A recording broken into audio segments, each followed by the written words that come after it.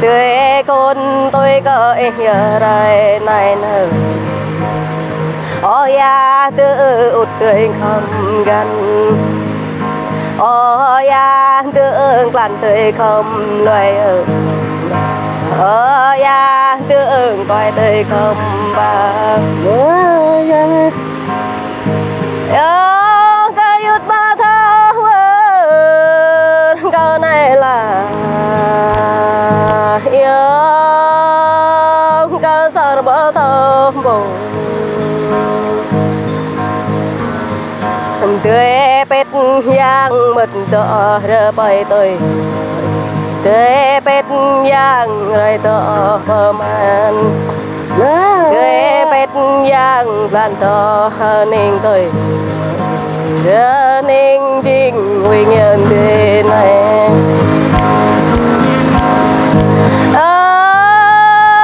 cái yết ba thao câu này là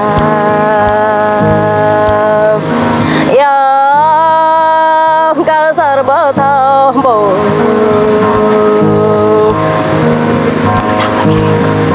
ghê huệ lệ cái yết tôi ra thầu ghê huệ lệ bữa nay tôi su đây có độ bên đây ghê huệ đây bao nhiêu tôi ép lại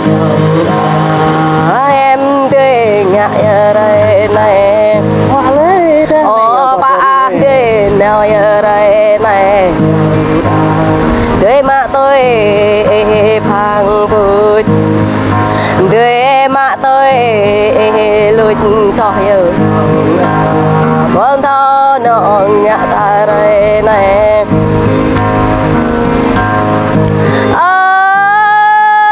cái yết ba thao câu này là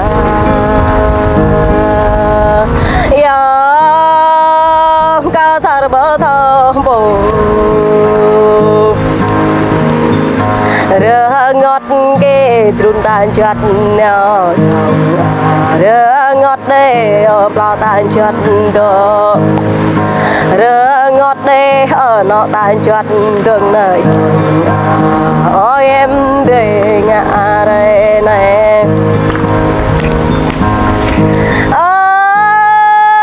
cái yết ba thao câu này là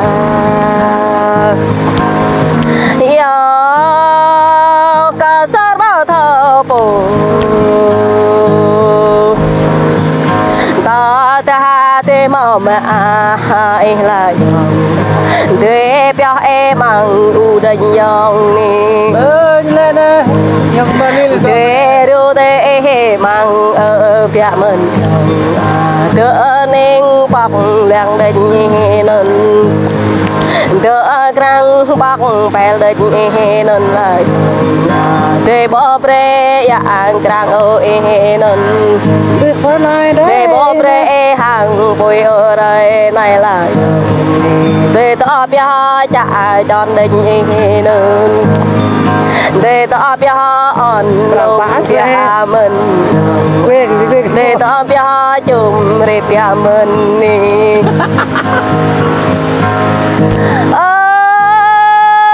cái yết ba thao câu này là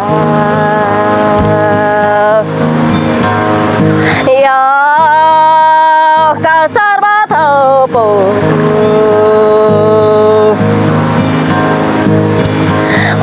tay tê bồ thầu xoan ở đây này là pran tê bồ thầu sụp ở đây này tê o he cờ pi trình huy nhờ tê hơn in cờ pi yang rau đấy nhập nè cái yết ba thao câu này là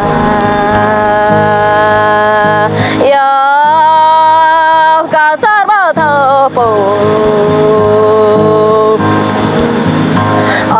nụ ta cam ở dài ở tua ta lại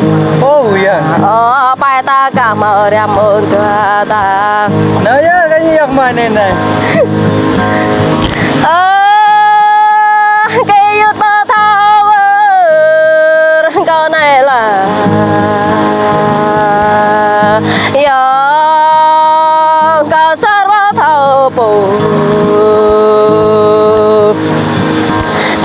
ta ta ni re này là tiếp mình tua ta yong ô ra lệ bờ tây ta to bờ ra đây ô ra lệ ở pha ta to bờ rong ô ra lệ bông ngàn ta to bờ à đây Ôi dạ gì lại. ô ra lệ ở pha ta to bờ biển ra lệ ở bờ ta to bờ chụp ninh trình vì nhờ dòng ni cái yết ba thao câu này là cả sát ba thao bù có to này lù khang khất đây có to này lại lù ất brand đọc tê lại buồn làng ở đây này càng tê lại bộ hai ở yong ra ăn cay như cắn thời giờ ở đây này bốn thao nó nhẹ tan tươi này Quá lê chẳng lẽ ta. ôi chinh nhờ bởi lời đùm nữa là Đúc 3 phút nhỉ. chinh ta bởi lời từ nơi à phía dưới Đúc 3 phút kìa. Hả? Cái gì là gì? Quên. Đấy, giới thiệu về mình đi cho xa bè rồi chào lòng này bà.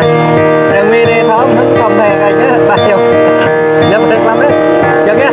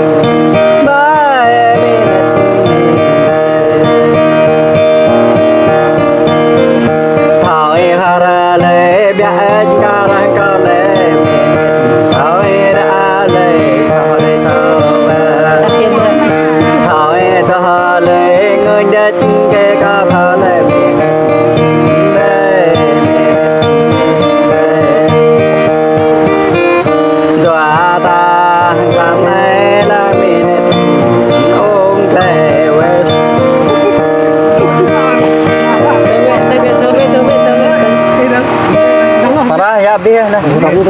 nè. Đập đi. Đập đi.